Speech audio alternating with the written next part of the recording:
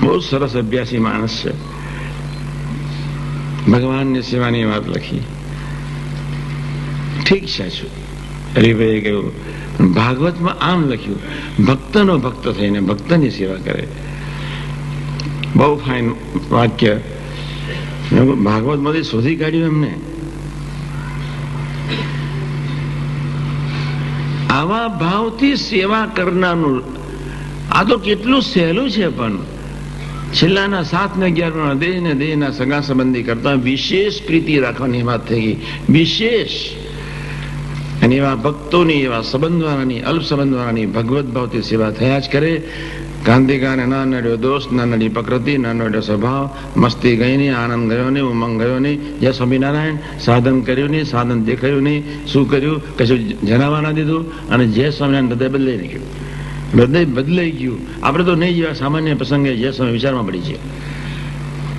એને પ્રસંગોના હિમાલયો પડ્યા.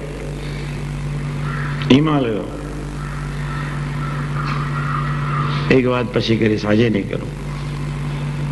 હિમાલય, પ્રસંગોના હિમાલય. અને છતાંય ભાવફેર નહીં, અભાવ નહીં, અરુચિ નહીં, ઉદાસીનતા નહીં, બેચેની નહીં, ઉમંગ એનો એ શાસ્ત્રીજી મહારાજનો સંબંધ ક્યાંથી, યોગી મહારાજનો સંબંધ ક્યાંથી, એ ત્રિપુટી એ વાત જે વહેતી મૂકી દીધી. એટલા જ માટે આપણે પકડી રાખવું છે. કોઈ આત્મીય બને કે ન બને, હે મહારાજ મને બનાવ. કોઈ સેવા કરે કે ન કરે, હે મહારાજ હું સેવા કરું. મધ્ય 28-41 પ્રમાણેની જે સેવા છે એ તમારા હૃદયને વિશે ભગવત શરીર બોધે. અક્ષર બ્રહ્મનું શરીર બંધાય જ. બરોબર વિચારજો. કેટલાય છે અહીંયા એવા. હું તમને શું સમજાઈ રહ્યો છું? અક્ષર સ્વરૂપ કિતના અહીંયા હૈ. કેટલું સરસ એને લખ્યું. વાક્ય એટલું બધું ફાઇન આ કીર્તનમાં આવી ગયું. કિતના અક્ષર રૂપ હૈ યહાં. સાચી વાત છે. બધાના બ્રહ્મતનો બંધાઈ રહ્યા છે, સરસ રીતે બંધાઈ રહ્યા છે. આપણે ખાટી ગયા છીએ. પછીની વાત સાંભળો. બહુ ટૂંકમાં સમજાવું છું, મારે બહુ કામ છે. એટલે ખાંડ અને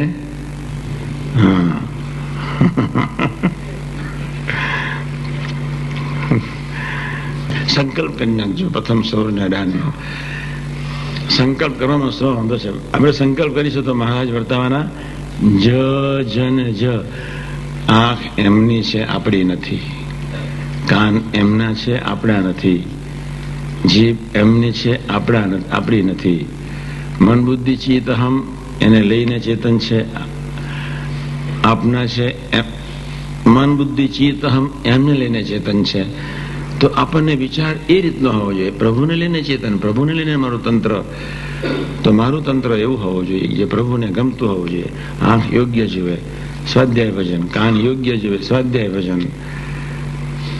જીભ યોગ્ય બોલે, સ્વાધ્યાય ભજન. એ જ મુક્ત થાય છે. એમાં લખી નાખ્યું મારી સર્વે સેવા. એમાં તમે કેટલાય દોડ્યા છો,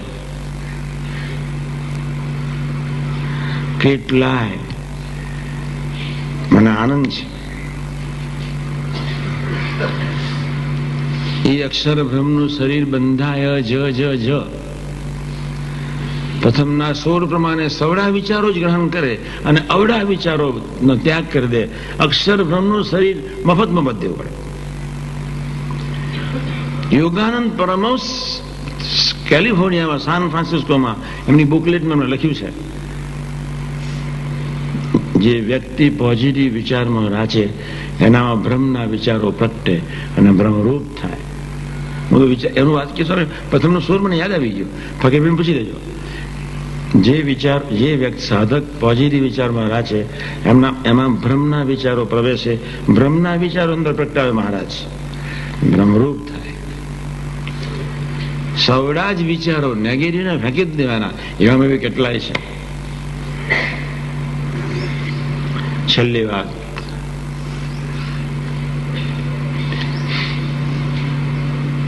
અને મને સૌથી વધારે ગમતો હોય આપણા બાપ દાદાઓને આપણા માટે સમ ખાવા પડે એ આપણું કોઈ પાપ છે.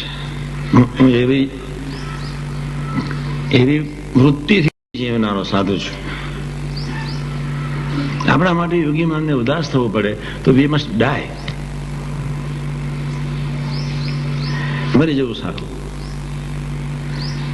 આવી એક ભાવનાથી હું સાધક તરીકે સ્વામી સાથે જીવતો. પણ જેટલું ઊંડાણ, જેટલું યુદ્ધ મોટું તેટલું ઊંડાણ. આ પાયો રચવાનો છે. આખી સાયકલો નહીં ચલાવવાની. 1 કલાકના 35,000 માઇલની સ્પીડ વાળે રોકેટ, એના કરતા સ્પીડમાં જવાનો, અને પાછું કોઈ ખબર નહીં પડવા દેવાની, અને છતાં તમારો સેવક ભાવ એવો ને એવો.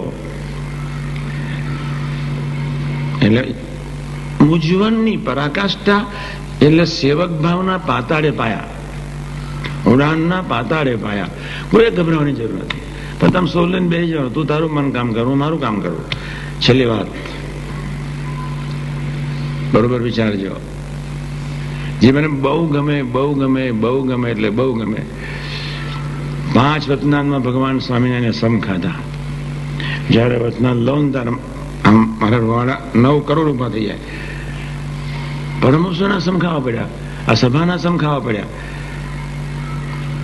રામાન સ્વામીના સમ ખાવા પડ્યા. કોઈ સમ ખાવાના બાકી જ ના રાખ્યા.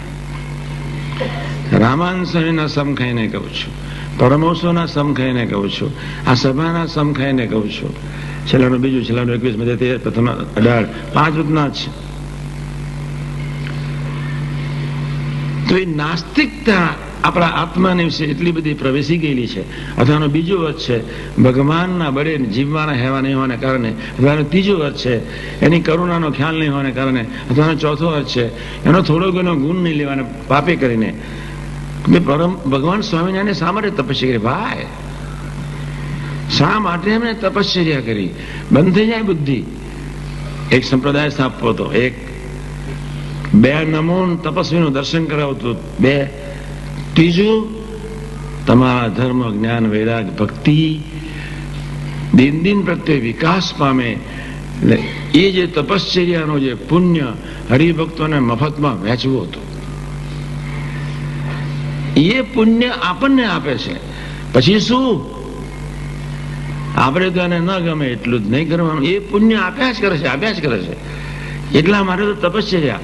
ધરતીના પટાંગણ પર કોઈ વ્યક્તિ એવી થોડી જન્મી છે કે જેને 7 વર્ષ સુધી અંજર ન લીધું હોય. શિવજી સાથો લઈને આવ્યા તો બી જમ્યા નહીં, ફરી લઈને આવ્યા તો બી જમ્યા નહીં. ઉતર્યા ત્યારે એક વખત જમ્યા, બસ. 7 વર્ષ પછી એને અંજનનો ત્યાગ કર્યો. આપણામાં ધર્મ, જ્ઞાન, વૈરાગ, ભક્તિ આદિ કલ્યાણકારી ગુણ વિકાસ પામતા જ જાય, પામતા જ જાય, પામતા જ જાય. મારું તમને વહેંચવા જ આવ્યો છો એવા ભાવથી પુરુષ જયારે તપશ્ચર્યા કરી, અને એ પુરુષ જયારે આપણા માટે સમ ખાય ત્યારે આપણી કોઈ નાસ્તિક બુદ્ધિને લાત મારવી જોઈએ. અને જે દિવસે મધ્ય 13ના એ વિશ્વાસ, મારા હૃદય આકાશની વિશે એક જ્યોતિ છે, અક્ષર બ્રહ્મનો પ્રકાશ છે, એની પ્રકાશમાં એક મૂર્તિ છે, એની મૂર્તિને હું જોઉં છું. એમ તો એકવાર બોલી ઉઠ્યા કે હું જે મૂર્તિ છે તે હું છું. અને કદાચ તમે એમ ન માનો તો એટલું તો ચોક્કસ માનજો કે મૂર્તિને હું જોઉં છું. એ મૂર્તિ હું છું કદાચ તમે ન માની શકતા હોય. પ્રત્યક્ષપણાનો ભાવ ફિટ ન થતો હોય તો પ્રભુ એ મૂર્તિને જુએ છે. અને આવાજ જો હું ખોટી કહેતો હોઉં, હે પરમહંસો મોટેરા હોય આગળ બેસ્યો, એક લીટી શરૂ કરી છે. 7 દિવસે પૂરું થાય. હવે સમજો, આ વાતના 5000ની માણસની પારાયણમાં અમદાવાદમાં સ્વામીજીએ સમજાયું. હું બાજુમાં બેસીને હસું. મેં કહું આ બધા હજુ પ્રથમ સૂરની અઢારની ખબર નથી, ના ડોલો મધ્ય 13 કાઢ્યું. મને લાવ પત્ના 5000ની પારાયણ પૂર્ણાહુતિ. મૂળ વાત પર આપણે આવીએ. મારો કહેવાનો મતલબ એ છે કે કોઈ પણ સંજોગોમાં ભલે આપણને નથી મનાતો, પણ વાત સાચી છે, આટલું તો કહેવાય છે. આ વાત નથી મનાતી મધ્ય 13, પણ આપણે એમ ના કહી શકાય, ખોટી છે એવું ના કહી શકાય. આટલો વિશ્વાસ પ્રવર્તનાર માણસ, સેવક, ભક્ત, મુમુક્ષુ, એ વતનાથ ખોટું નથી, છેલ્લાનું 21 ખોટું નથી, છેલ્લાનું બીજું ખોટું નથી, પ્રથમનું 18 ખોટું નથી, મધ્ય 41 ખોટું નથી. મારે મિયાજી, રતનજી એવા કોક બધાને બનાવવા છે, અને સ્વામીજી અમને સયાજી પર આશીર્વાદ આપેલા, આવા તો મારે તમને બધાને બનાવવા છે. પછી સ્વામી હસતા હસતા કે આપણે એક વસ્તુ યાદ રાખવાની કે શાસ્ત્રી મહારાજ મળ્યા છે એટલે બધું સરસ કરશે. સ્વામી એટલી બધી મહિમાની વાતો કરી, એટલી બધી મહિમાની વાતો કરી, એટલી પ્રકાશની જ્યોતિ નીકળે છે ને તમે તો કેટલા બધા મોટા છો ને. સ્વામી કે જો ભડકો દેખાય ને તો બેકી જવાય. આ વસ્તુ ધારણ કરવાની છે, આ વસ્તુ વધારે પાયા નાખવાના છે, આ વસ્તુ જય સ્વામિનારાયણ ભૂલકો બનવા માટેની છે. જેમ જેમ ભૂલકો થતા જઈશું તેમ તેમ આનંદની શરૂઆત થશે. આ સીધી વાત થઈ ગઈ. આનંદની શરૂઆત જેમ જેમ ભૂલકું બનતા જઈશું